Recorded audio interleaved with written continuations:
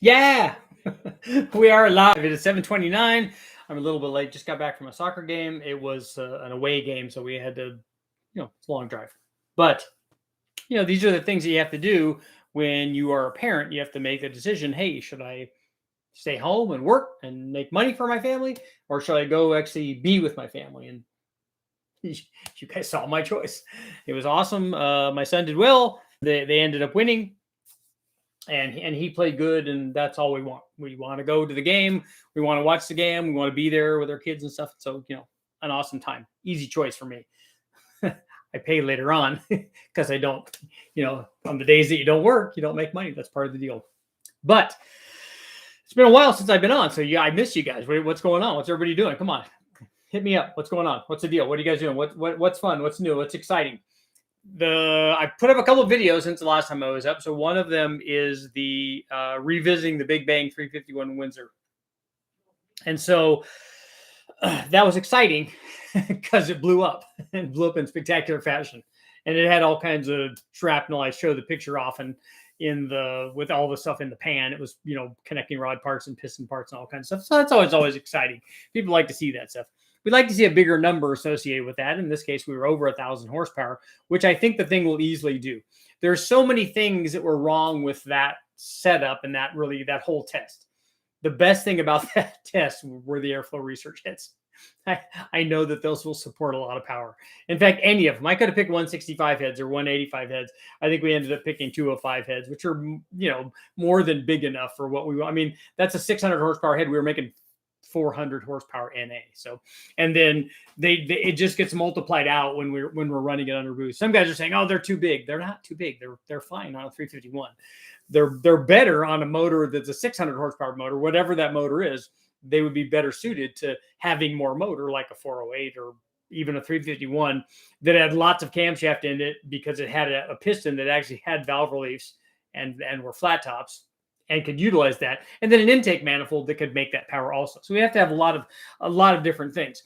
So we'll jump right in and talk about that one on our live feed, and you guys let me know what you guys think. What do you think the problems were there?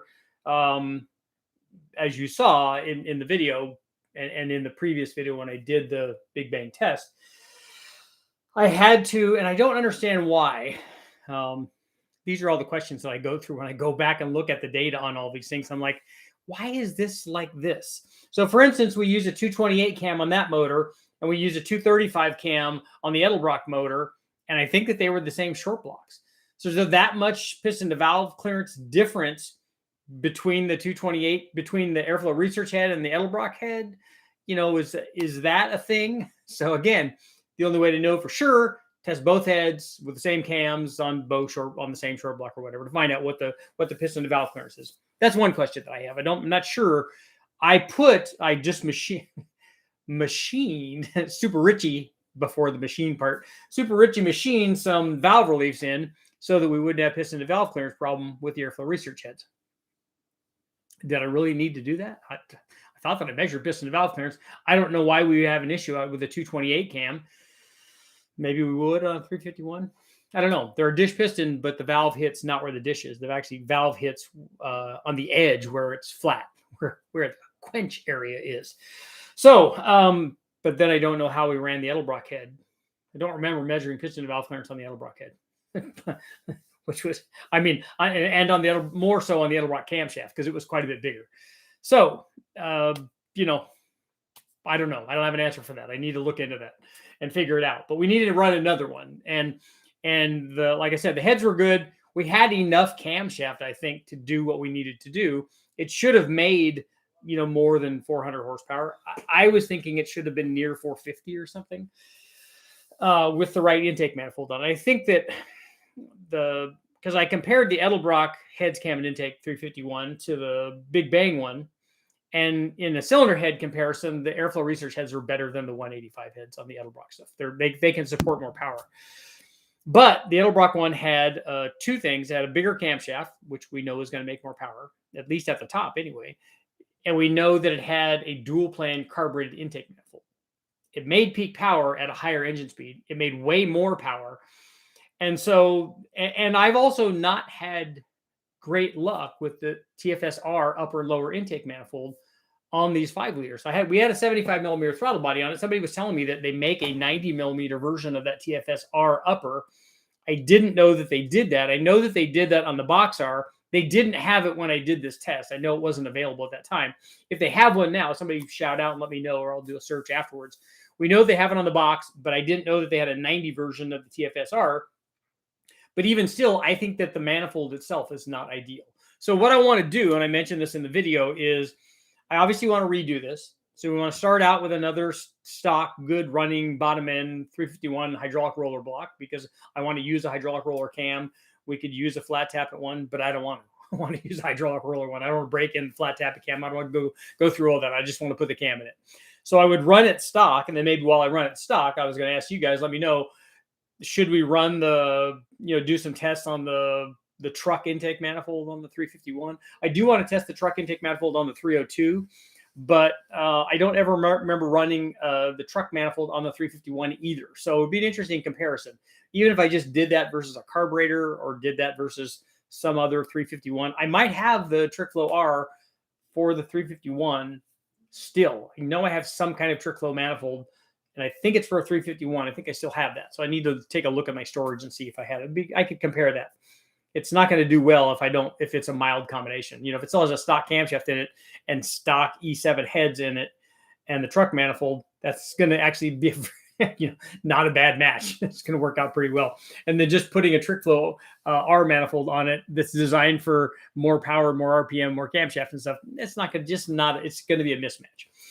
But it would be, I do want to run some tests with it. So it would be interesting. But I do that just to make sure that the motor's okay. Because when we know that the motor's okay, and I could run nitrous on it or do some things on it, maybe even run it boosted when it was stock, run 7 pounds on it or something with the 85, and then take it off. And then we take it apart, because then the motor's got to come all the way apart to put ring gap in it. And then when we do that, I like to at least skim the head surface, the deck surface of the block rather, just to make sure that we get the sealing. And I want to make sure that the deck surface is the right surface finish for an MLS head gasket. Because if I'm going to do this, I'm not going to blow a head gasket just because of head gasket strength. So we'll run an MLS like we do on the LS motors. We'll run head studs. We'll put some kind of aftermarket heads on it, Airflow Research or Edelbrock or something, and then see how much camshaft we can put in it. I'd like not to notch the valves, but I don't want to have to run a 212 cam in it because we don't have enough piston to valve clearance. We honestly don't need an Airflow Research 205 head on this. We just need something that would support the power level that we're at. And when we ran the Edelbrock stuff, we were near 450. I would like on the 351 to be in that range, because when we run 14.7 pounds boost, that puts us at 900 with very, very little boost. And I like that combination. If we could make 500 NA, that would be awesome. I don't think that that's probably doable with a stock bottom end. Maybe it is. That would be awesome if we could. If I had the right combination of stuff. I think that the dish piston and the low compression is going to hurt us. And also it limits us with piston to valve clamps. So maybe some more notching. Let me know if is notching okay for big bang motors. We're changing the piston, so I don't like that. And plus we're having to change the piston way out by the edge too, where the ringland is going to be adjacent to the ringland. And that's not good, because I want some strength there at the ringland. I don't want it pushing on the ringland. I don't want it sticking a ringland. We're going to put ring gap in it anyways, but that just stops them from growing together. But we don't want there to be too much pressure and deformation on the stuff right above the ring, so that it pushes down on the ring. And you can get that. That can become a problem. It can also be a hot spot. But the big change, we'll do that. We'll wiggle cylinder head, valve size, camshaft, available piston to valve clearance. We'll wiggle all that stuff, make sure that it's okay. And then I need to put a different intake manifold on. So I have a Holley high ram, which I think would be ideal, because it's going to, perform two different things, really. It's going to solve two problems. It's a high ram, so it's a tunnel ramish. So it will be better than a carbureted single plane converted or a carbureted dual plane converted. It will be better than the long runner stuff. the best manifold that I think that I've ever tried on any of these 5-liter or 351s was the old Flowmaster intake manifold, which was a YN tunnel ram, basically with a box on it. And so I think that the high ram should do well in terms of power production, especially at the top. And that's the other reason that I want to use it, is because it will do well at the top and will be probably softer down low. So it'd be more like a box R if we were going to run a trick flow manifold than it would a street heat or a track heat or whatever, which are good for driving around and having lots of average torque production. But that's not what we're getting at. Like, I'd like to make peak power beyond 6,000 and up near 6,500, and then have torque be less down low so that we don't, that's where we'll hurt our rods for a big bang motor. So that's the ideal situation. I think a high ram will help us get there. The other thing, and it's a much smaller deal because we didn't run out of turbo flow at the 1,000 or to 1,100 horsepower range when we were running this test, but we'll do this test with much better turbos. I think that we ran the CX Racing turbos on this thing when we did it, and we did kind of a hokey exhaust too. I think that they were shorty headers and stuff. I mean, we did that with we did shorty headers and exhaust with the first two LS motors. So we used the JBA shorty headers going into and we used the CX Racing 76 millimeters, and those made 12 and 1,300 horsepower. So we know that they'll do that. I just think it would be better if we have the S475s and we have a header going to the S475s, and then have our have our big intercooler going into the high ram. I think that will make for a better combination.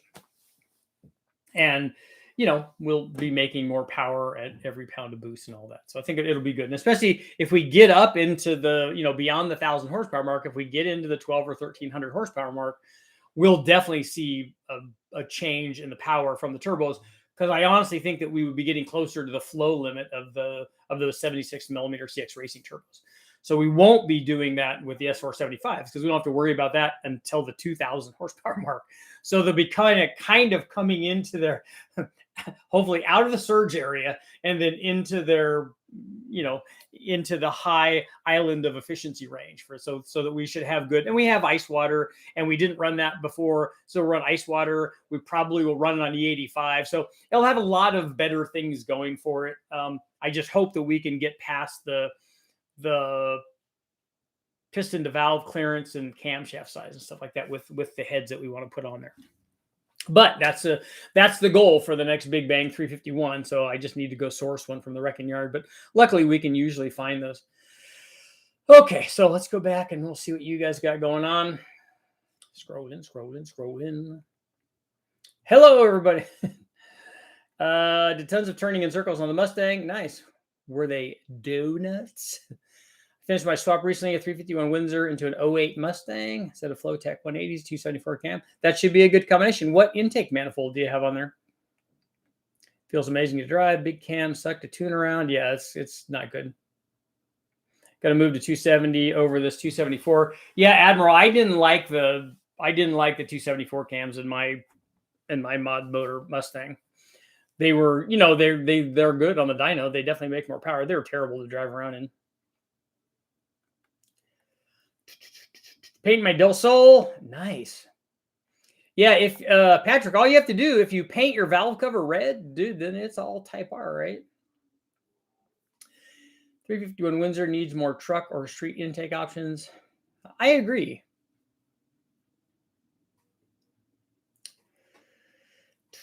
Got to talk to a local tuner with lots more experience about it. They're not going to be able to tune away the drop in torque from that 274 cam. It definitely loses torque compared to the stock cam there. And it's not a function of timing or fuel.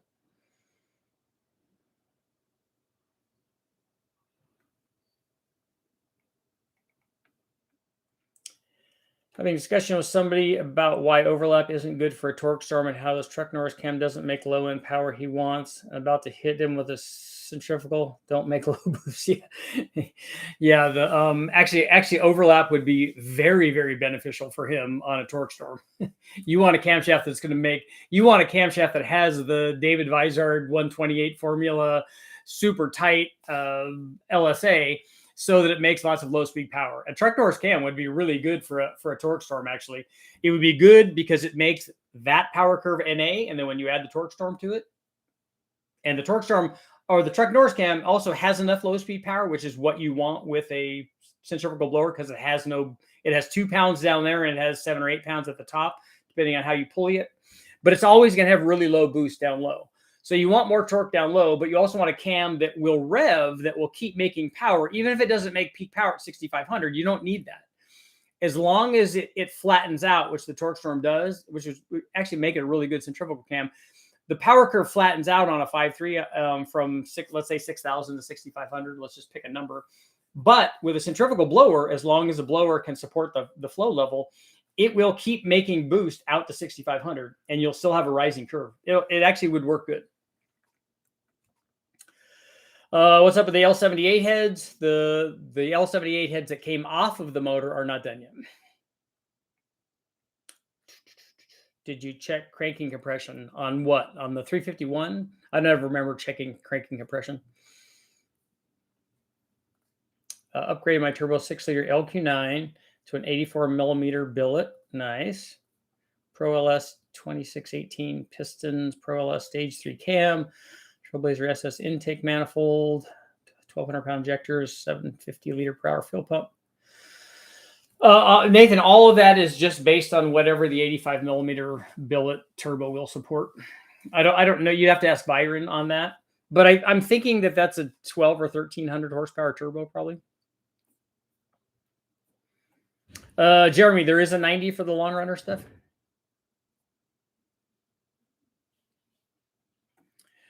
Do you degree cams? I didn't degree them when I put them in. We just put them in straight up. The problem with them is the runner entries from the plenum. The problem with the Trick Flow R is much more than a surface finish problem and much more than the entry going into the ports. That might help, but I think that the design is the problem. EFR 220 versus the high ports for a drag racing stock block 427. Take a look at the cylinder head test that I did. We compared probably not 220s, probably 225s versus the high ports, and both of them were actually ported. If it's an as-cast high port, it's not even going to be close. But if it's somebody's CNC program, the airflow research heads were better than the ported high ports, at least the ones that I tested. Now, I've heard good things about the high ports from different programs that guys had, but the ones that we got from FPS were not a match for the Airflow 225s. Holly Skyram. Yeah, Hiram, not Skyram.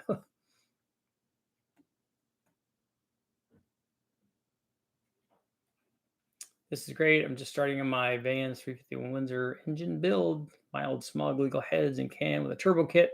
Can be easily installed and removed. Yeah, the GT40 heads and any kind of small cam. Did it go to 250 subs? I didn't notice it. If it did, that's great. Only your Mafia. We need the Gen 6 versus the late EFI 460 stock for stock and mod for mod. I did a little bit of that, but then one of them stopped working or something. But I don't think I did the EFI on both of them. We did carbureted versions because I picked a carbureted 464, did not the EFI one. And I'm pretty sure because it was earlier, a Gen 6 Vortec 454 is going to make a lot more power than a EFI 460. We need to see the Hemi 6.4 truck engine against a Ford 6.2.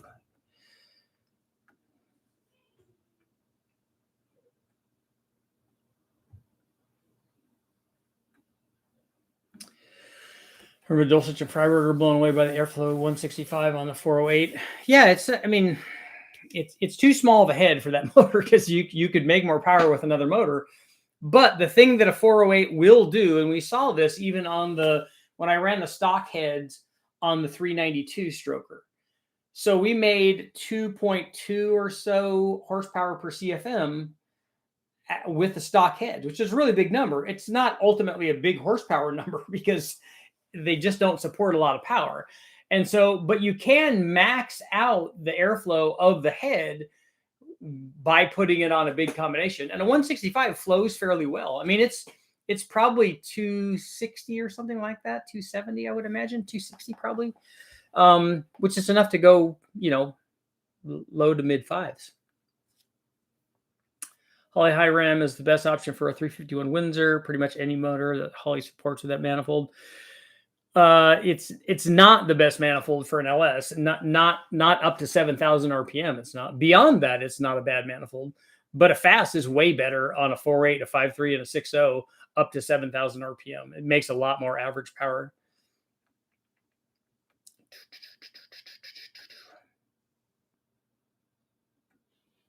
If I wanted to go 8,000, it definitely would be. Although I would be interested in testing the high ram, if you had an 8,000 or 8,500 RPM motor, then testing high ram and low ram and BTR manifold. I think Texas Speed has one where they're much shorter runners.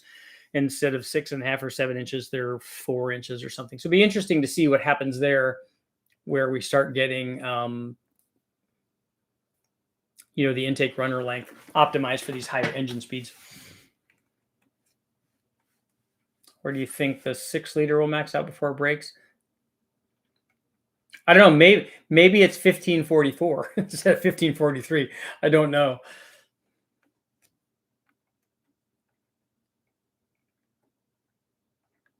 Let's see.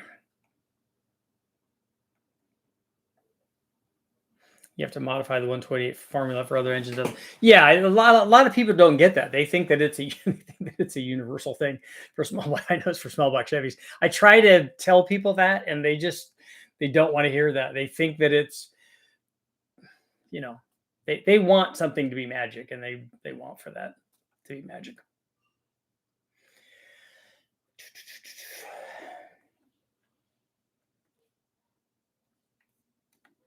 Reach for the sky. Tested 6-liter LS motors, both Gen 3 and Gen 4 on the Big Bang series. Yeah, I did both of those.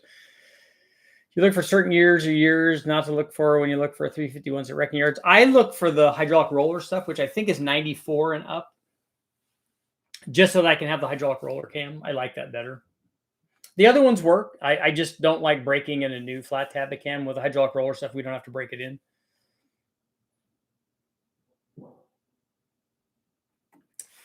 No brakes. Yeah, if you're putting a turbo on the 351 with airflow research heads, some kind of cam, how strong are those transmissions would be my thing, because you make a lot of power with that combination.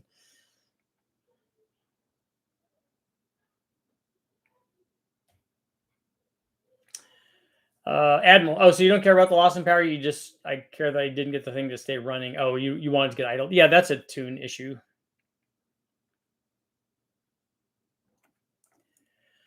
Ernest, I don't know what your question is about the 387 Windsor. Is that some kind of stroker? Is that we run a 393, which is probably going to be the same thing, but just with not a factory bore or something?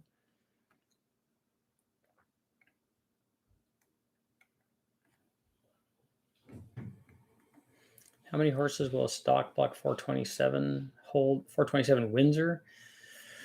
I don't know. How did you make it a 427? If it's a stock block, you didn't bore it to 4125, right? You put a really long stroke in it, which I don't really recommend on the Clevelands or on the LS motors. I normally don't go more than a 408 on those. I like the 4-inch strokes on Clevelands.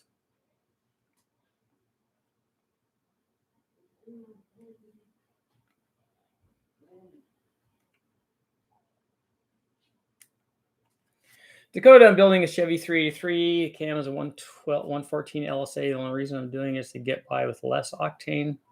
Okay.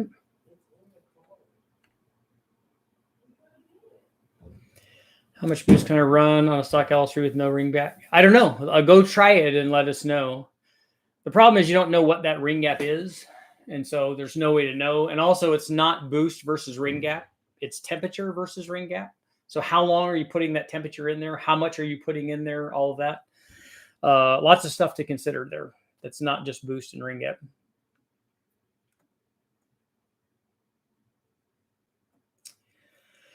Utah put a 212, 218 cam on an LS1, and then with a Pro Charger on it.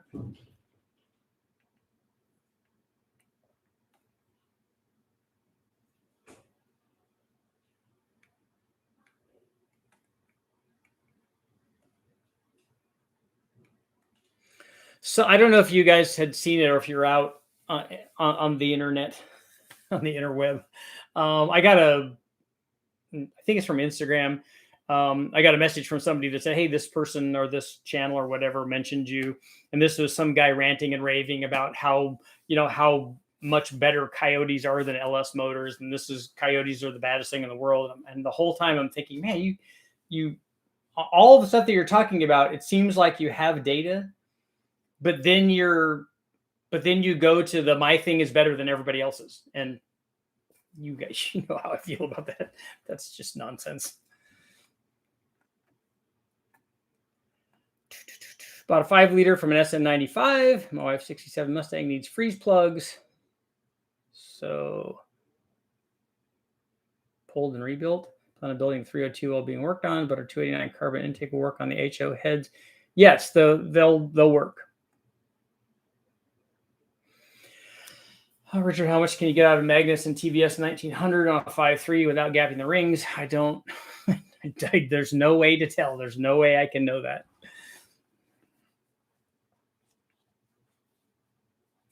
416 is about all you can get out of a stock block on what? On a 351 Windsor? I go to 408. I don't really like to go much more than 30 over on those.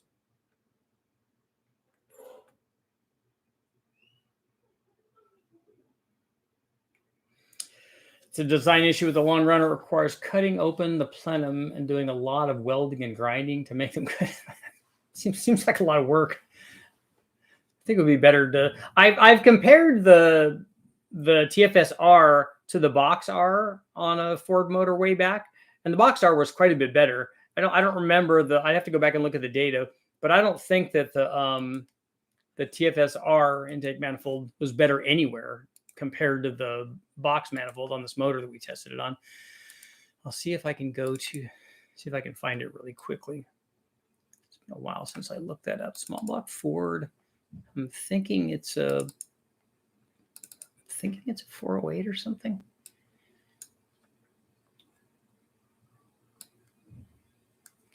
TFS, no. Head test. Oh, TFS for RPM, TFS intake. No, not that.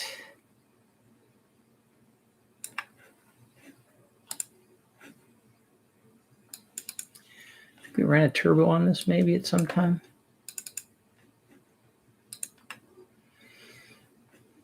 $351.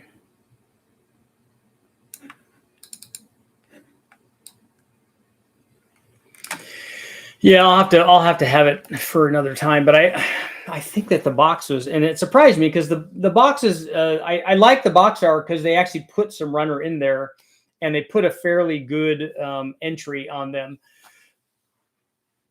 And because typically when we run a box on anything, a Downs box, a GT40, a Cartec one, a Hartman one, or Comp one, and whether it's on a GT40 or on the GT40 one does a little better because it has more flow, or the standard HO one, it's a short runner deal. It loses lots of power down low.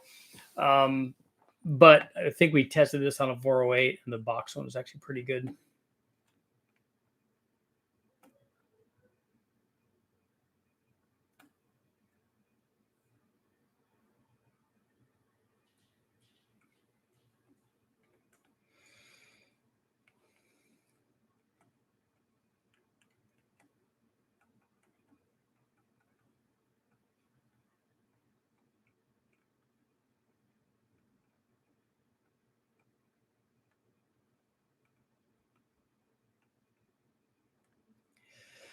Let's see.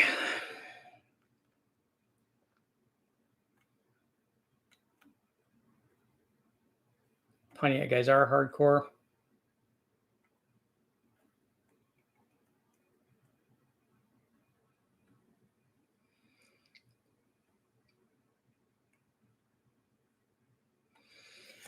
The crank is 4170 and the bore is 4040. I'm hoping that it holds.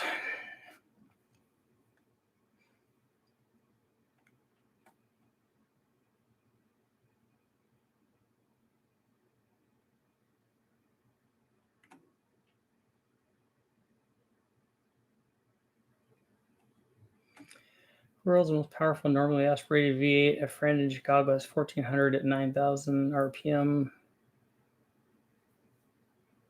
Oh, the world's most powerful Pontiac V8. 1400 is a lot.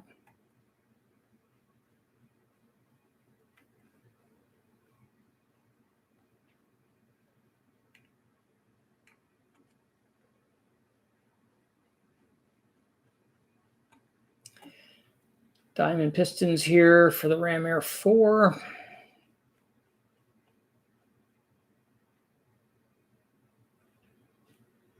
BNR, I'm going to have to check out some of your stuff.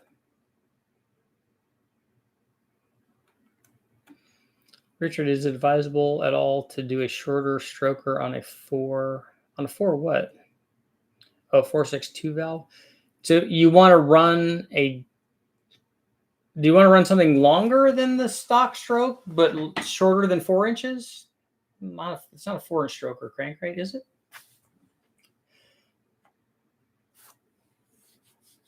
A 4750 stroker? How big are the stock strokes? Are you saying 3750?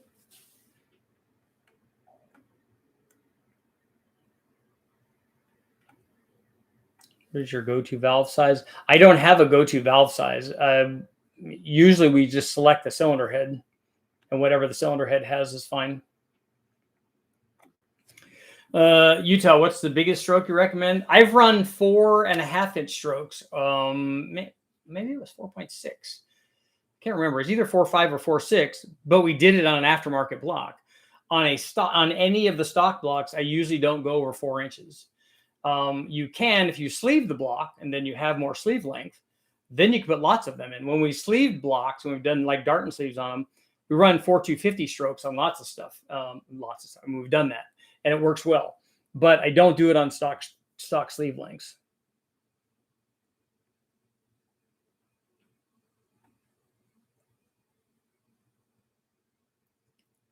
The 4L60 hand 450 horsepower rated from the crank. For how long? And what is the torque? And how are you going to be using it? Big Bang with TFSR. I won't do that again. I won't be making that mistake again. That's what it was run with, but we won't be doing that again. We'll be doing it with the Holley High Ram, I think.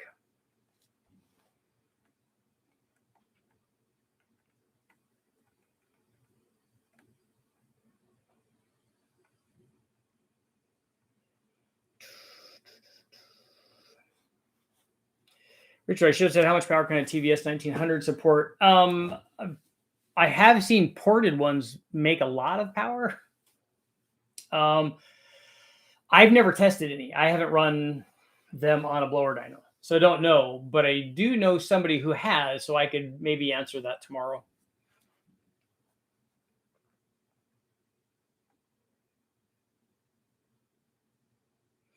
James, in your dyno test, you say you optimize the tune on the Ellis motor. Will you tell me how to do that? I'm very interested in how you end up as far as timing. What we do on the engine dyno, and I've covered this many times here, but when we start the motor first to begin with, if it's new, something that I don't have a file for that we haven't run already, because I've run lots of stuff, so we have lots of files for that stuff. If we saved it, sometimes I don't.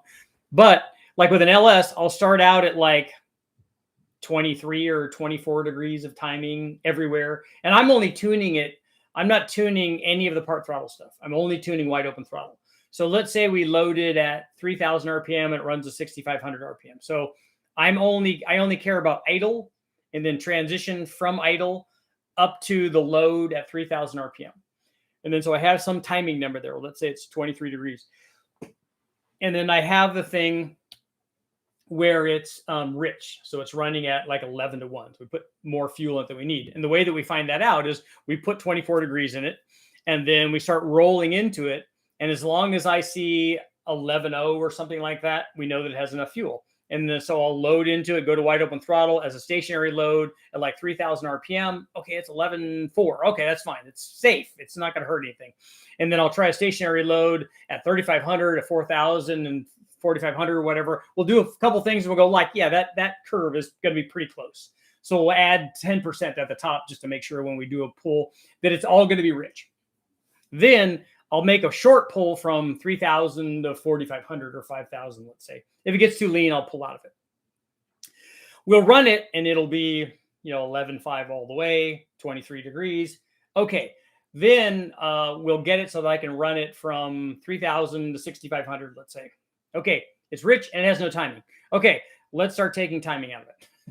I mean, let's start taking fuel out of it. So we get to the fuel. I start taking fuel away. Okay, it likes it. Let's say we're going to run it at 12.2 because when we went from 12.0 to 12.2 or 12.5, it didn't really make any more power. Okay, we're going to stop there. That's the air fuel curve. And if we want, I can go in and make it exactly. I can have it be, let's say we want it to be 12.5. That's 12.5 all the way across. We can do that. Then we start adding timing. And if it makes a change in the air fuel, we'll also change fuel if we need to. It doesn't normally do that. When we start adding timing, we don't see a big change in the air fuel. But if we do, we adjust that. So I don't care whether it does or it doesn't. We just make it work. Then I'll start adding timing. And then we'll make a run at 23. And then I'll go up to 25. Well, it didn't really add anything at 3,000 RPM at 25. So we go back to 23 there. But it liked 25 everywhere else. Okay, 25 is the number. Then we'll go to 27. Okay, look, it didn't like 27. It didn't add anything at 27 at 3,500. So we'll go back to 25 there and then 27 everywhere else. And then we'll keep doing that until it stops making power. Normally on the LS, 29, 30 degrees of total timing. On our dyno, the way that we run it with how cold we run it and all that, 29 to 30 degrees is kind of where it wants to be at wide open throttle at the horsepower peak. And usually from near the torque peak out to the horsepower peak. And then if we had, like I said, if we had to adjust the air fuel, we will do that. And by doing that, the motor tells us by the amount of power that it makes, what is the optimum tune. We don't dictate that. We just ask the motor what it wants, and then we give it that. And by doing it in this manner, we can say, because like I could just put 30 degrees everywhere and run it, and it might not even detonate, even on 91, even loaded down at 3,000 RPM, because it's cold.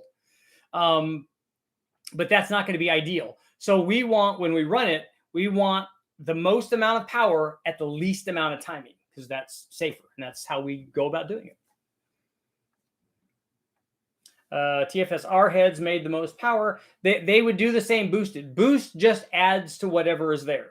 So whichever head makes the most power NA at any given boost level, it should also make the most power.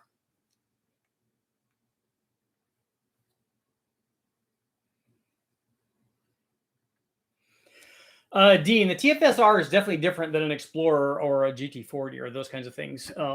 It's definitely going to make power at a different RPM range. At least it should. It's definitely a shorter runner, and it's definitely bigger. So it should be better, but it's just, like I said, I haven't had good luck with it. The Super Victor better than the Funnel Web on a 351? I don't know. I've only tested Victor Juniors versus Funnel Webs, and the Funnel Web is better than the Victor Junior. The 3 or so times I tested it, it was better. I'm told that there's a difference between the Funnel Web that I had, which mine was an original Parker Funnel Web, not the Speedmaster version. And I'm told that the latest versions make less power now than they did back when I tested mine. And I'd never run a Super Victor, so I don't know.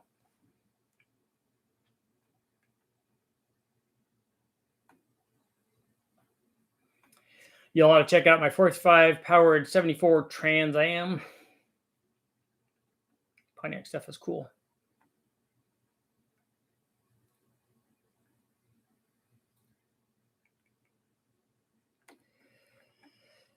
Let's see.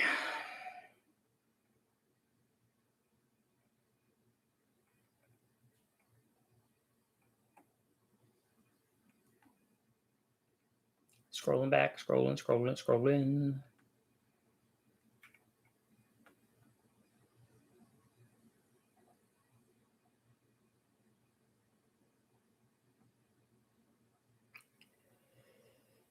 Jed did a computer model. What actually takes place on a Pontiac intake port? 2 different flow paths merge into one. Not supposed to work, but it does.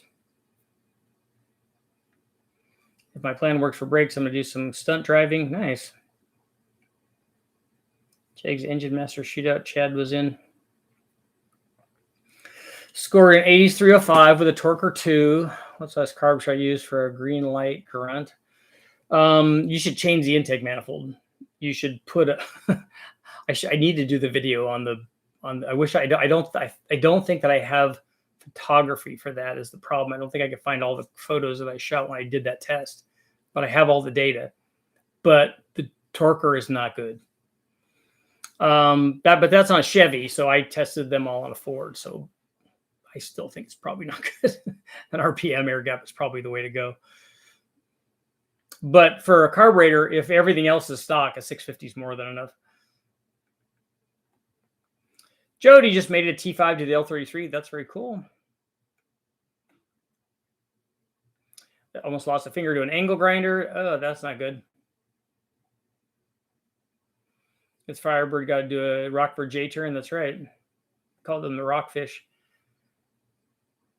Will a 351 upper EFI intake manifold fit on a 302 lower? I don't know. I think it does. That part they shouldn't have changed, but I've honestly never tried that directly.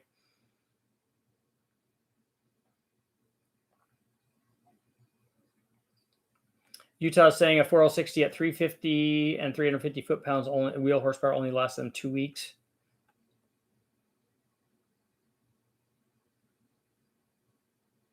Will handle 425 torque. It'll handle stock power output, and then that's it.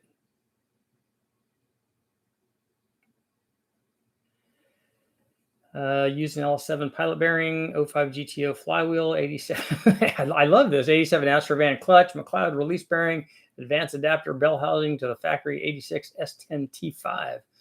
Nice. So what is all this going in? 87 Astrovan clutch. Why did you need that clutch, or was it just something that you had?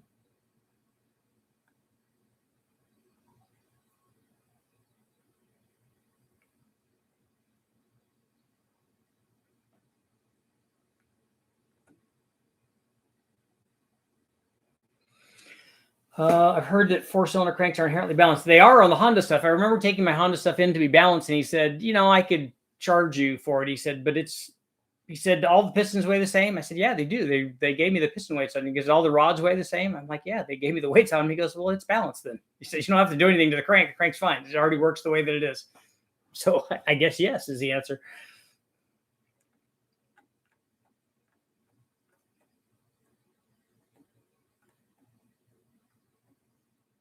Let's see.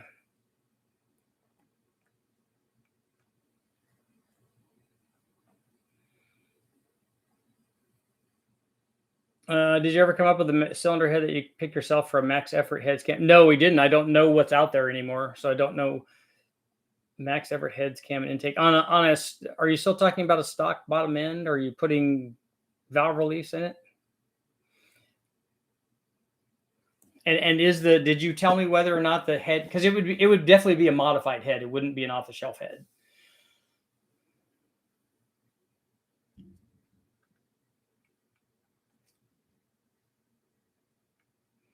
How important is degreeing the cams? On a modular Ford, a 2-valve and a 4-valve, it was very important because they were way off. They were 12 degrees off. I don't know that I've found any cams on, like a small block Chevy or small block Ford or even an LS that have been way off. And I know at least 2 of them, I didn't have an adjustable thing anyway.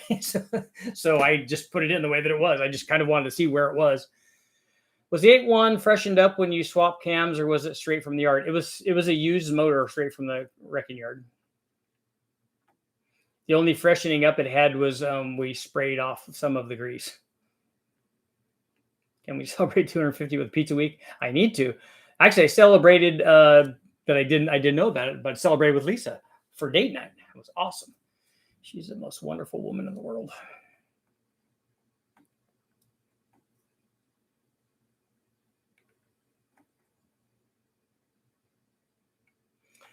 Thanks for tuning. So my motor should be ready for an installation right after that. It won't be ready for driving on the street because it has no part throttle stuff. It only has wide open throttle. Thinking man, was that you? Oh, the puppies are great. In fact, Lisa, I think, just took them for a walk.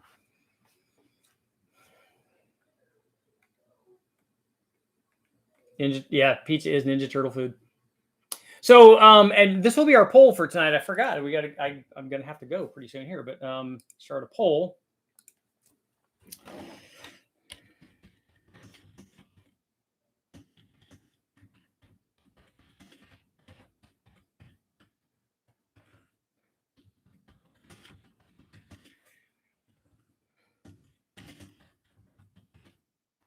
Okay, should I do the 24-hour Super Reaching Marathon on a weekend or a weekday?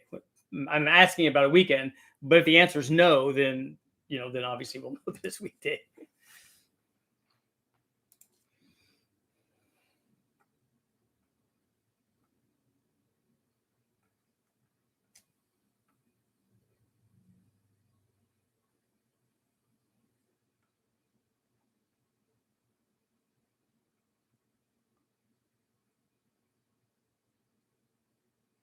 That was number one at TEC for small look for, and LS is correct. Yeah, they're aiming toward each other.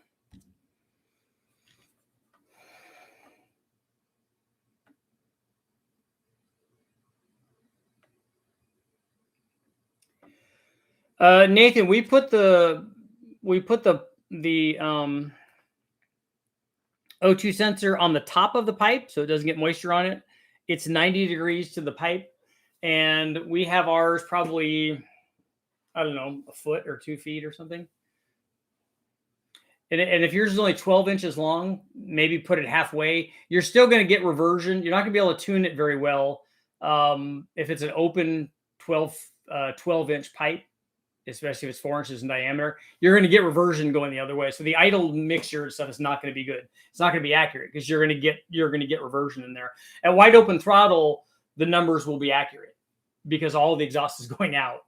But at low flows, you're going to get a bunch of inaccurate readings on the O2 sensor.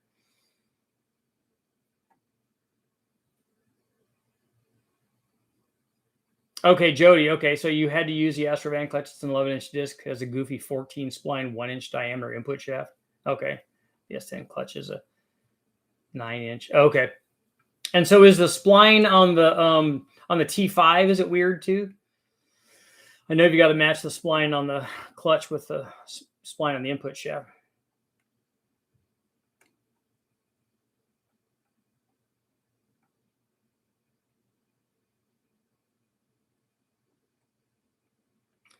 Is there a twin turbo size that compares to the responsiveness of a Whipple? No, you can't get that. You can't get immediate boost response from a turbo like you can from a positive displacement supercharger. What you can get is a lot more power per pound of boost once they do come up. And you can size the turbos, but you size the turbos primarily for the power output that you want. So if you want to make 1,000 horsepower, you have to have 2 500 horsepower turbos, or even better, 2 550 horsepower turbos. But if you put 2,000 horsepower turbos on it, it's not going to be responsive. If you put 2 550 horsepower turbos on it, it's going to be more responsive than it would be if you had bigger turbos on there. And then if you went the other way and put 2 300 horsepower turbos on there, it'll be more responsive, but you'll never make the 1,000 horsepower turbo. I mean, you'll never make 1,000 horsepower. Are 8.1 stock heads worth getting done to work on them? I'll let you know. I'm going to be testing some stock ones or some, I think some ported ones pretty soon here.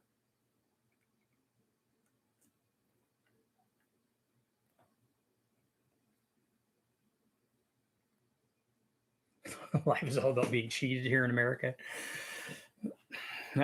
I would agree with that.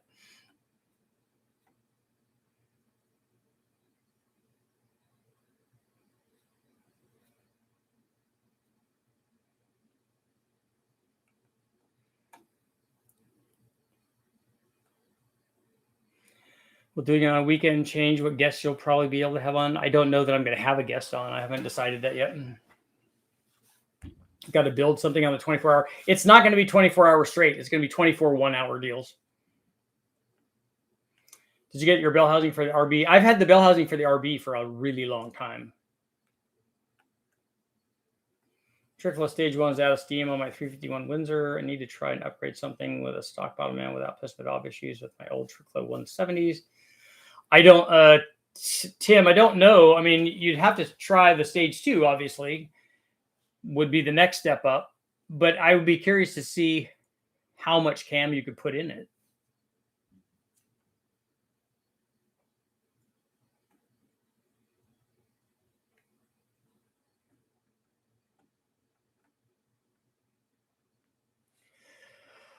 I think the T5 is originally behind a 6 and 4 cylinders, had the goofy 14 spline. Okay. Big Bang 8.2 302. That would be interesting. I actually think that before I would do a Big Bang on a 302, I probably would do that on a 462 valve.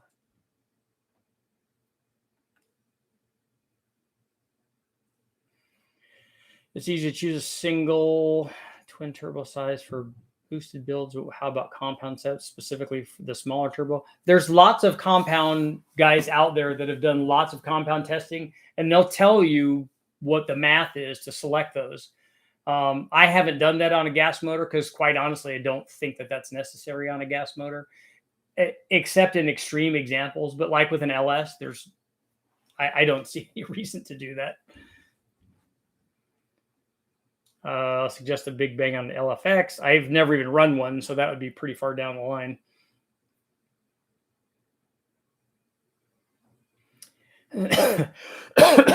Excuse me.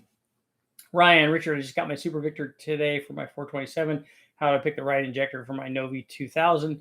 Well, you pick it based on the power output that you think you're going to make, and then what kind of fuel you're going to use. Why are boost numbers on diesel crazy high? Because they're throttled by fuel, and when you add lots and lots of fuel, you also have to run more airflow, because that's the airflow part of the air fuel curve, and so they do that with boost.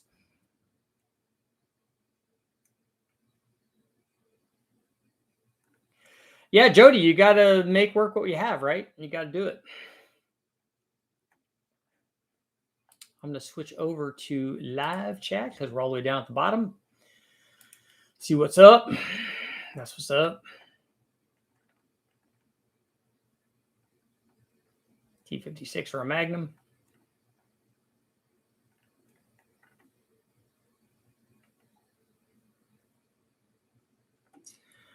I'm going to look at going to a 4L80 for my 99 Z28, but I solely need a box to be able to control it, not just a plug-in. Does anybody know about trans controllers for a 4L80 for Utah in a 99 Z28 swap?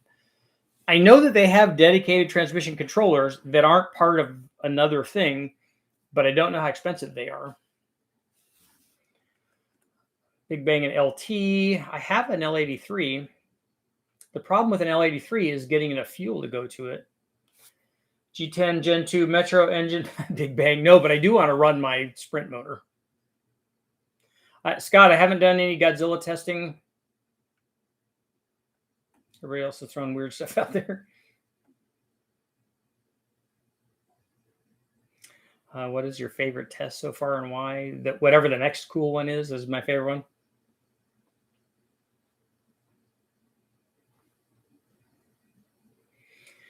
Ryan, you want to be under 1,000? Yeah, no, I've never seen a Godzilla in the junkyard. I mean, I don't know that we will for a long time. B&R US shifts for a 4L80E Utah. So B&R said that check out US shifts.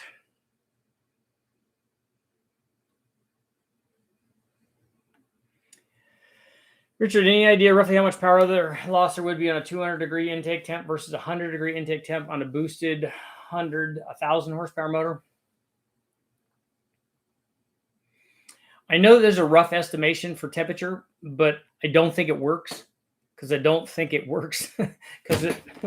it's not just temperature. You have to have the change in oxygen molecules there with the temperature. So we could change the temperature and not change the number of oxygen molecules. So what was it? 1% per every 10 degree or something like that.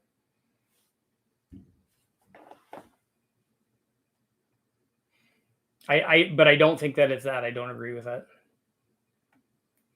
Is there a Whipple that you like for cathedral ports? I have Whipple tests up with cathedral port stuff a lot. And a Whipple supercharger works good. It works a lot better than NA because it's boosted and it makes lots of power. It's a twin screw. It's efficient. It has immediate boost response. You would just, again, just like with a turbo or a centrifugal, you pick the supercharger size based on a combination of things. Will it fit under the hood? How expensive is it? But mostly for how much power you want to make. You're not going to pick a 600 horsepower Whipple, if there is such a thing, if you want to make 1,000 horsepower. And there's no need to pick a 2,000 horsepower Whipple if you want to make 1,000 horsepower. So you pick it based on the size and the power output that you want. And then the other things, like I said, expense and fitment and stuff. Big advantage for Windsor stock bottom end versus small block Chevy. This camshaft deflection or lack thereof, I'd be interested in seeing that. So you think that a stock bottom end Ford would be better because the camshaft is deflecting on a small block Chevy? What are we getting camshaft deflection out of?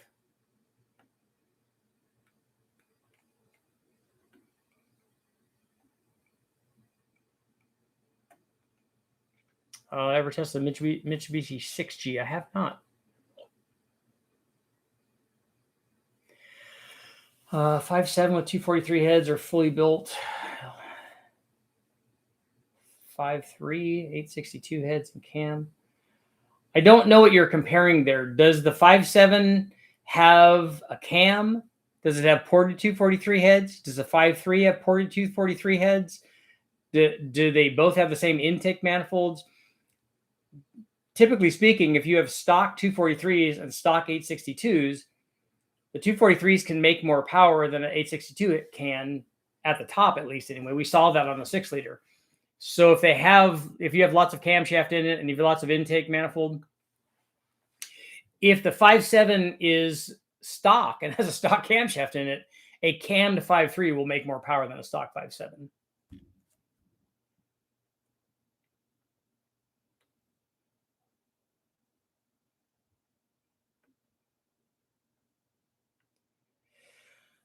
Johnny, you only need bigger injectors if your motor is making more power and it needs the extra fuel flow. Injectors by themselves don't add power. If you have injectors that will flow enough to support 300 horsepower, but your motor, because it has a good cam and ported heads and an intake manifold, and it will make 400, you can't run it with those 300 horsepower injectors because you'll lean it out and you'll break it. You need to put injectors on it that are at least big enough to support the power level that your motor will put out at the air fuel that you want, at the air fuel curve that you want. So in this case, you want it to be, let's say 12.5 to 1, and you want it to, if you're making 400 horsepower, you're going to need a 24 or a 30-pound injector for that.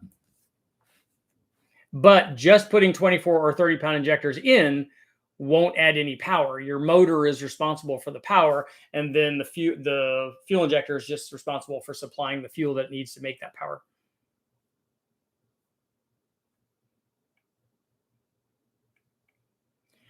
Yeah, how are you gonna measure You can measure camshaft deflection on a Spintron, but again, I don't know. That's not going to be the limiting factor. That would be way down the list of any sort of stock bottom end thing that I would be trying to look at for power.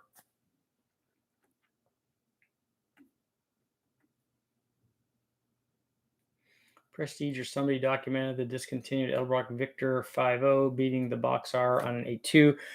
I have not tested that. I know what the Victor 5.0 is. It's a short runner deal. I would like to see that test. I think that would be interesting.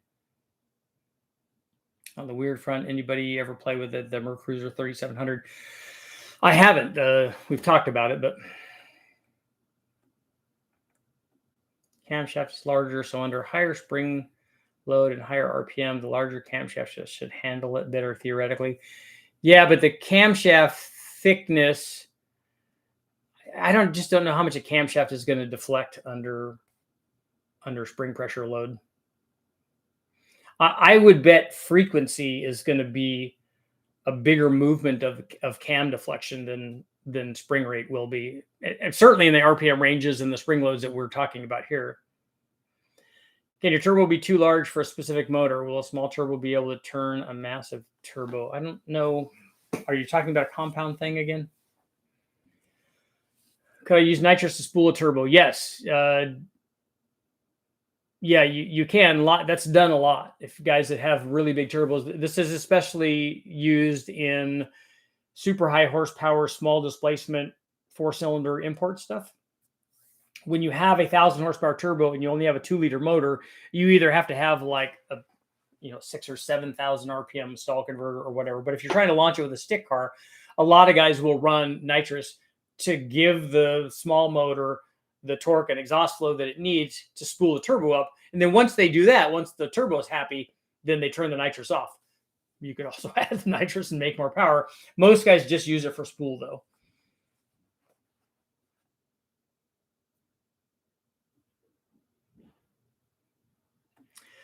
Joseph, I don't know how to answer that. There's a couple of problems with your thing. You don't have an LS7 intake manifold because an LS7 intake manifold won't work on cathedral port heads. If I don't know the cam size on a 5.7, it could be anything. It could be a stock cam. It could be a really good cam that makes more power. A 5.7 with a good cam is going to make more power than a 5.3 with a good cam because it's bigger, especially if they both have the same intake manifolds. And a 5.3 with a Chopacabra cam should not have a Holley. If it's a high ram, should not have a Holley high ram intake manifold. That's the wrong intake manifold to use on that combination.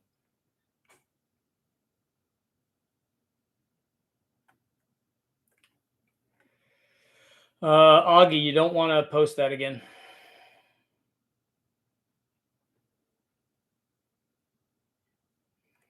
Johnny, you need 24s. If you have 335 at the tire, at the motor, okay, yeah, that's fine. That would be fine. Those will get you near 400.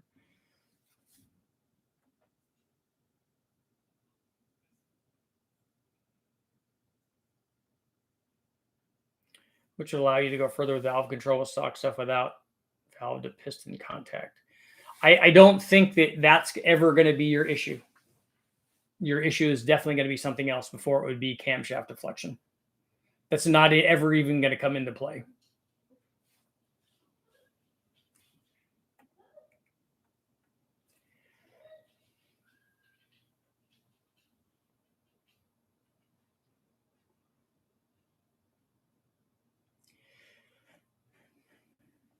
Augie, lots of people have run 4.8 cranks in a 6.0. I have a video up on de-stroking the combination. I did it in an LS3 block, but you can do it in a 6-liter block too. What you do is combine the 4.8 crank and the 4.8 rods with the 6.0 pistons, and then you put it in a 6.0 block. And yes, that works. It's called de-stroking, and it's not a good idea because just run it as a 6-liter and it makes a lot more power.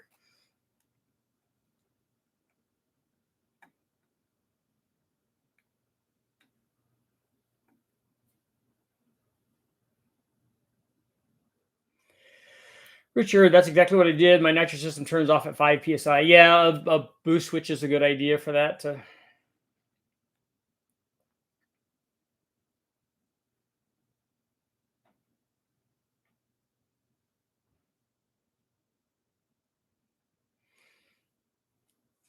Yeah, Augie, if you have a 6-liter, you shouldn't put the 4.8 stuff in it. If you have a 6-liter, you should just run the 6-liter. It will make a lot more torque. It'll make a lot more power. It'll be better everywhere than putting this 4.8 stuff in there. People do that because they think that they want to rev it, and you can rev your 6-liter. Just put lots of camshaft in it, put lots of intake manifold and lots of cylinder head on it, and it will rev just fine.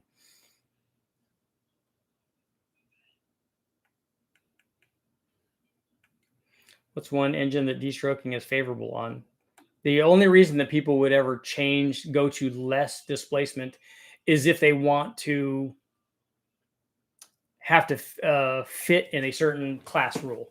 So if you have a 300-inch class motor, that this is the maximum limit, then, and depending on what the other rules were, Chevrolet did that. they allowed them to have the LT1 in 1970. They allowed them to use the 350 and not to actually have to make a 302. They allowed them to de-stroke the LT1 350 with a 3-inch stroke crank and run it in Trans Am. And in that case, they had to do it. If they would have allowed them to run a 350, they would have run a 350 because it makes more power. It makes more power everywhere.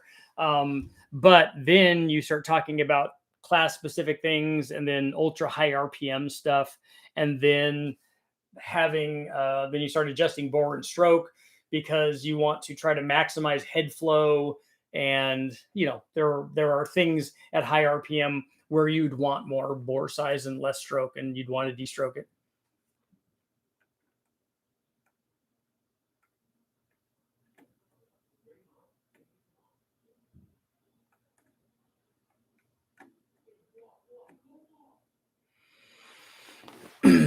Shadow Ops, the 4.8 crank and the 6.0 doesn't make it, well, I mean, it might make that displacement, but it doesn't make it a 5.3 like a stock 5.3, because the stock 5.3 has a 6.0 stroke crank in it. Using CO2 on a wastegate, how often does it need to be filled? I don't know. Isn't that going to be sealed? Or are you taking the lines off? I don't know how big of bottles they're using. I've never done it. But I don't know how big of bottles are using. But the length of line and the amount of CO2 that you would fill in that line can't be very much, right? And then I'm sure they turn it off before they open the line up, if they ever open the line to take it off the wastegate to service it or whatever they're doing. Because that would be the only time that it would bleed out, right? It's 36 thousandths. 0.36, Joseph, would be way too much ring gap.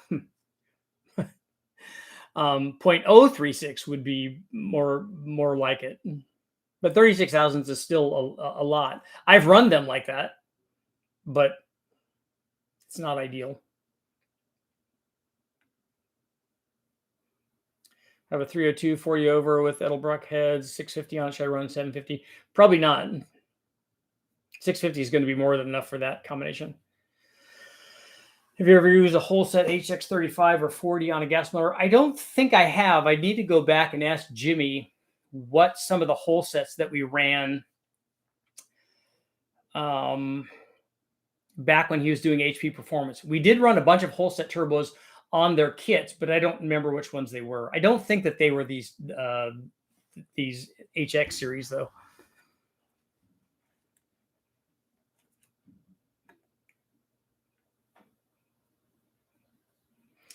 BNR, you do see some weird combinations put together for like Bonneville, because the way that they designate classes, in addition to the car modifications like aero modifications and changes they allow to the car, they also have all of that for different engine sizes. So they have 1 liter, 2 liter, 3 liter, et cetera, et cetera, et cetera. So you have some weird combinations where a guy might, hey, look, I have a set of big block Chevy heads that flow 450 CFM.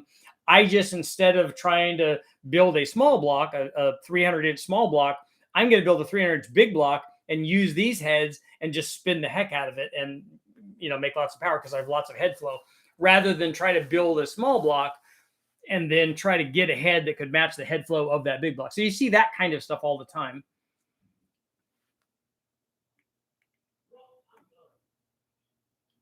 No more updates on the Omni right now. Nathan, I was told I should use CO2 to add pressure to the wastegate. Remind me what you're trying to do. Because pressure on the wastegate, the guys that are using CO2 are doing it for drag race applications where they want to run a lot of boost. Are you wanting to do that? Because you can run 30 pounds with no CO2 or anything. You can just do it with a 3-port. I mean, it's not hard. Jim, lots of guys on the 2.3s use the 35 miles.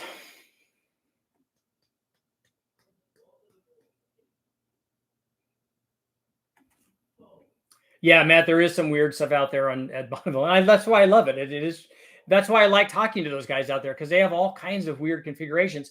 A lot of it is not design configurations; it's stuff that they had laying around. I mean, that the the one thing that's really cool is that I put that photo up of the guys from Clay Smith that did that 183-inch small block with the Potvin like roots blower mounted in the front, and then a Hillborn, mechanical injection on stuff. Yeah, Matt, there was a 500-inch Keith Black Hemi cut down to 2 cylinders running on nitromethane, just to give you an idea of weird and displacement things. Oh, a soft launch and lots of room to build. Yeah, so if you want a lot of range on your boost.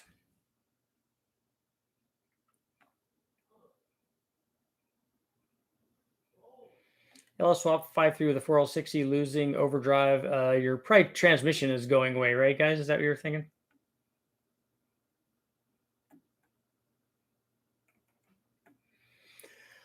Old school 2-bolt block, cast, flat top pistons. You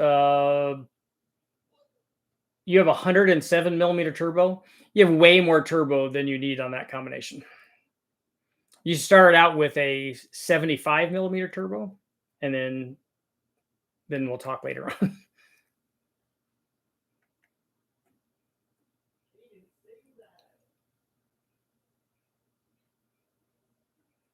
Freiberger was disappointed with the aero mods not helping the 190 horsepower car on the flats. What 190 horsepower car did he have?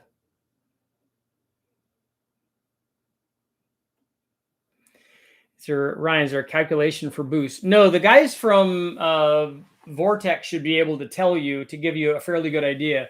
Just take a look at the Novi. Tell me what size pulley that you have on the crank, and then I'll tell you a good place to start. The nice thing with a Novi is you can put a pulley combination on there, and you can. I would break the motor in NA before you put the blower on there. I wouldn't break it in with the blower on there. It's just too tempting, and also there's more load on the motor, so you don't want to do that. So you can have the blower bolted on there, just don't have the belt on. And then drive it around, break it in, get 500 miles on or whatever you feel like you should break it into, and then put the blower on. The nice thing about the blower is put a pulley configuration on there, and you step on the gas or take it to the chassis dyno, however you're going to tune it, and you run it from 2,500 to 4,500 and go, okay, look, it started at 1 pound of boost and it made 4 pounds of boost here. Okay, I think we're still safe. Or it made 8 pounds of boost here and it's at 15 pounds of boost here. Oh, we definitely need to go to a bigger blower pulley or a smaller crank pulley. So it will give you an idea where you are. And that's the centrifugal is very forgiving like that. Because if you put a Kenny Bell or a Whipple on there, or it's 2650 on there, and you put a pulley combination on there and you nail the throttle at 3,000 RPM, you might have almost all of the boost right there. And so the centrifugal won't do that. It's much more forgiving. So it's easy to tell what kind of pulley, where you are in terms of pulley combinations. I read about a tall deck LS 4.8-inch stroke. That's a lot of stroke. I haven't seen stuff that big. I've seen 4.6-inch strokes, but maybe they're doing that now.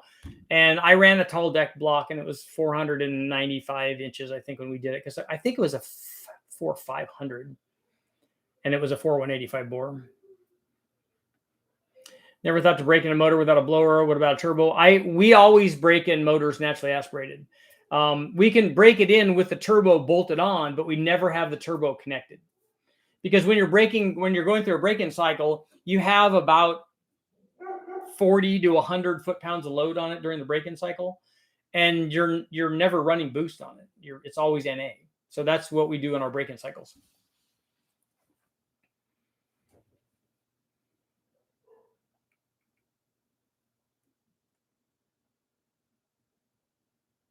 Steve Morse builds crazy setups. Yeah, Steve Morse is the real deal.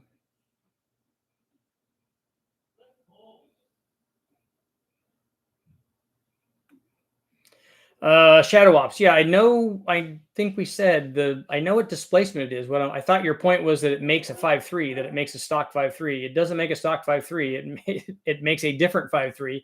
It makes a short stroke, big bore combination. I think that's what he wanted to do.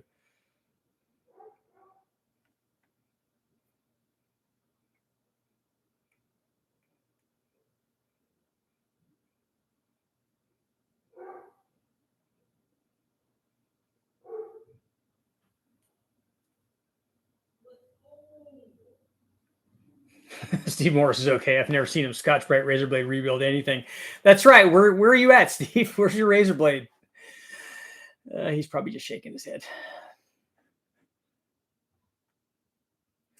No, he's the real deal. I'd love to go. I'd love to go hang out with him. I'd like to go back and do a video while they were dyno testing some cool stuff. Like that would be awesome.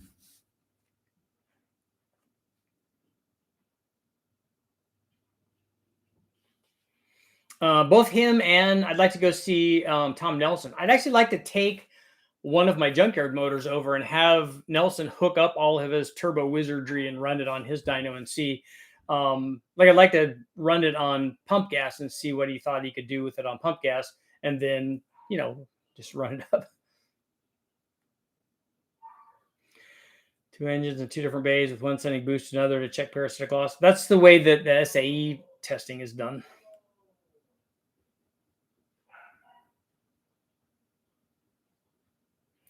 Is $950 too expensive for an LM7 with a computer and a harness shipped on eBay? It seems like a lot to me. I mean, you could go get one from a wrecking yard, I think less than that.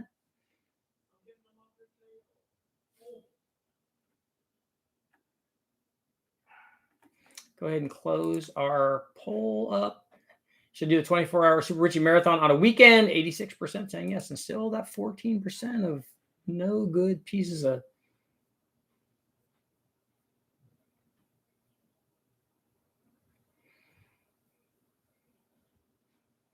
Yeah, the wrecking yards, I mean, it used to be that they were a few $100s. I don't know what they are anymore. I haven't been over there for a while to actually get one and roll it out and see what the damage is. Now I'm a lot more picky about the motors. When I go get them, we put more time and effort into making sure that they're right. And then also we got to take a bunch of stuff off them, which is okay. We ended up taking the stuff off and throwing it away anyway, which is never a good idea. They just play with nitromethane. I don't have any desire to run nitromethane in anything. I would like to run methanol and stuff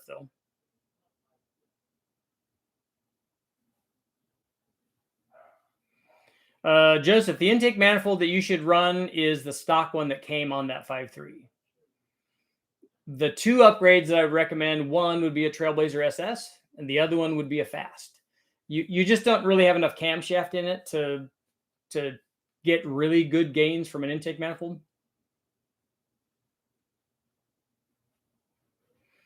Richard, I'd love to come take some tuning lessons. I'm not a tuner, so if you want to learn tuning, you need to go to somebody who knows how to tune, and that's not me.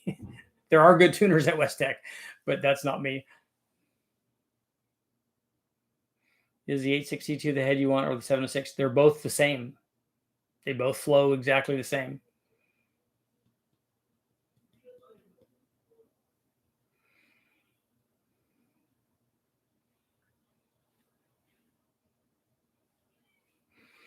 Shadow Ops, I wouldn't recommend an MSD for that combination. The MSD is softer down low than the Fast is. So it's 24 hours. You can start Sunday and finish Monday. Yeah, but I think most people will have to get ready for work on Monday, though.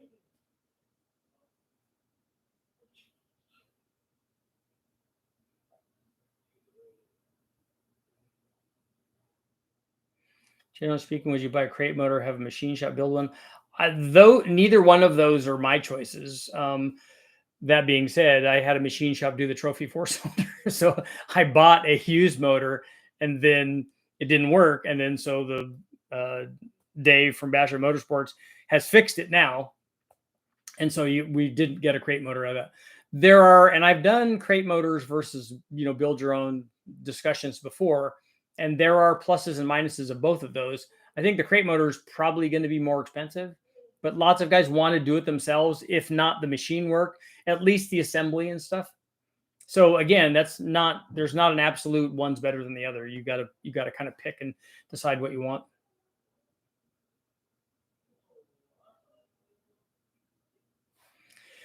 So an odd question, if you take an Edelbrock Performer RPM and open it up like an air gap, would you expect it to pick up a little on the top end or no change? So you're talking about just cutting the divider? Cutting the divider can add power at the top. Actually, you might find that a performer RPM and an air gap might already make very close to the same power.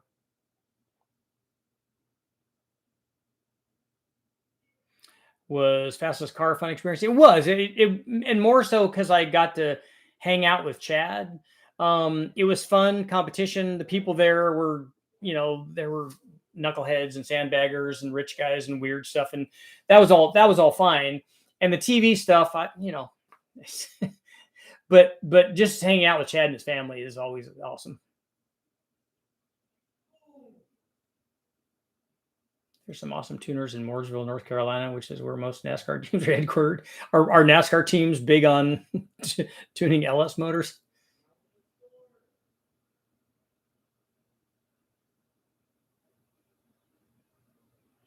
Can I buy your emission parts and engine jewelry? What are emissions parts?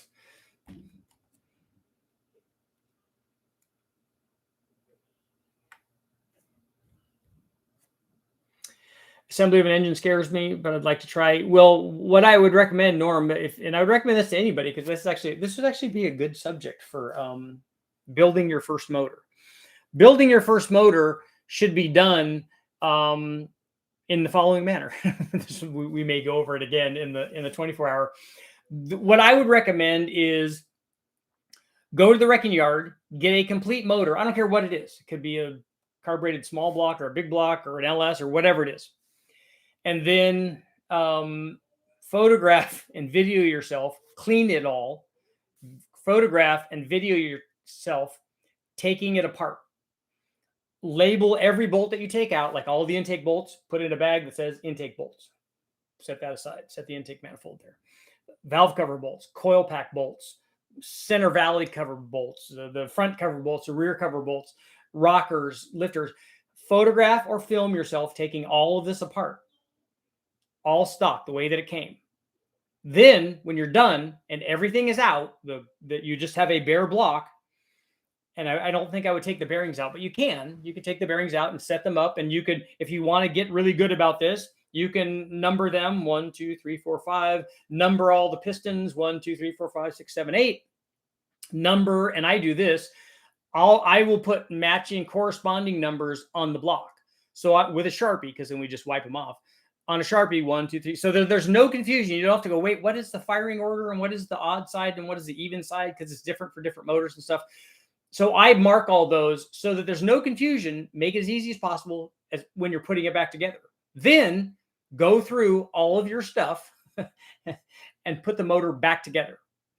Okay, you're going to need some things. You're going to need a ring compressor. You're going to need a torque wrench. You're going to need some things.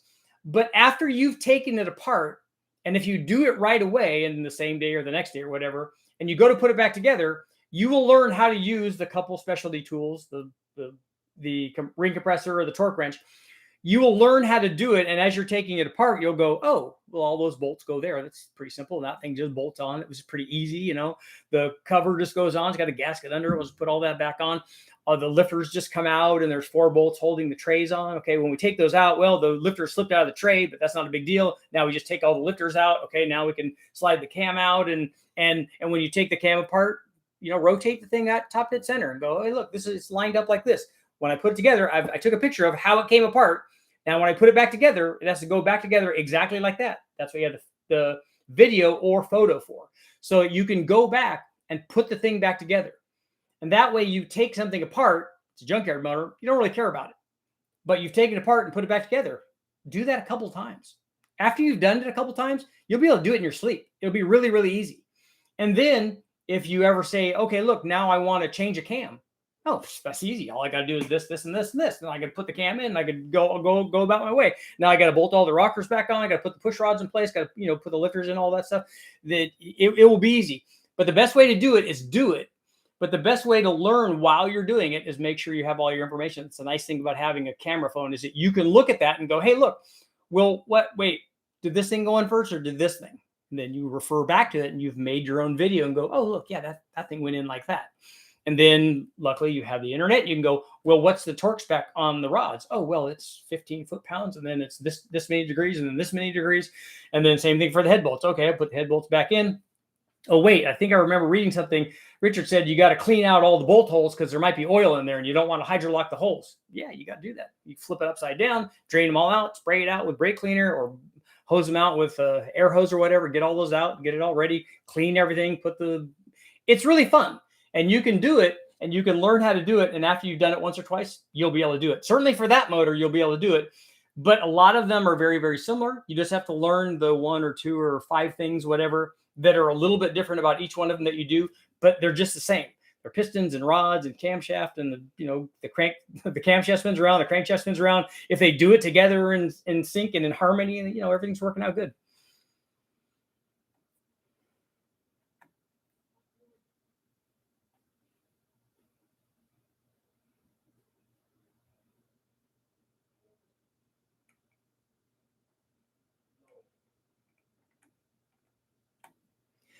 What cam do you recommend for a 5.3 with 860s for heat street racing daily? I put a Truck Norris cam in it. That's usually the go-to 5.3 cam right now. If you want to make a little more power on the big end and you're running it out, then a hot rod cam probably is good.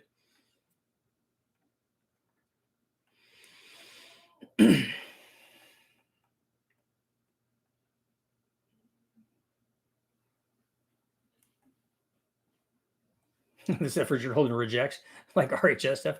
What do I reject? I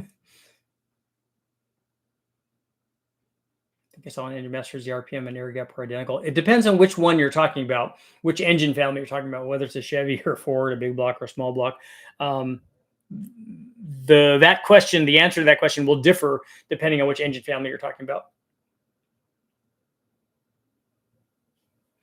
Lighter, yeah. If you cut the divider out, it's almost like adding a small open spacer, and that's normally what it does. You lose power down low and you gain power at the top is normally what happens.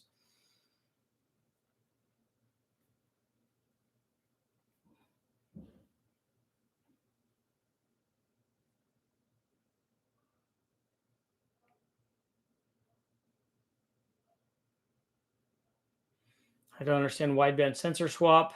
Why are you swapping them?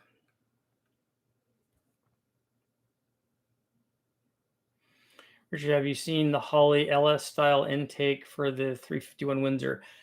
I don't know what you're talking about LS style. Are you talking about, is that the high ram? If it's the high ram, we did talk about that. I'm going to be running one. I have had one for a while. I just have never run it. Holley 300 241.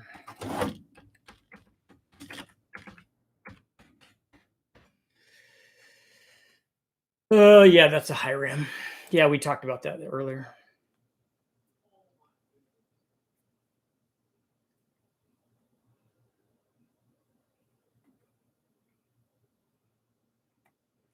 Dean, if it's a Toyota, you need 17 other specialty tools to fit the seals and water pumps and flex plates. And if it's Porsche, you need even more. You need an offset crow's foot wrench that you can only get from Toyota or Porsche Motorsports. So that means it's probably $3,000 or $4,000.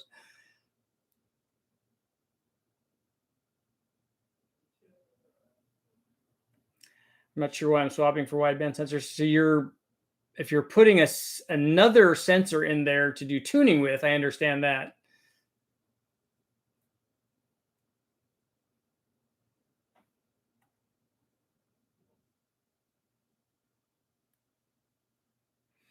If you're doing a wideband sensor swap from a narrowband sensor, the wideband will give you a better reading range from 8 or 9 to 1 out to 15 or 16 to 1. The narrowband stuff is mostly for the range that it sees while it's driving around.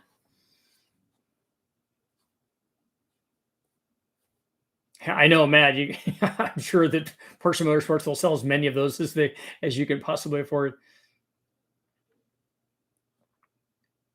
Do you have a favorite brand of turbo? No, I don't. I mean, if money was no object, I think I would do I probably would do a Garrett one.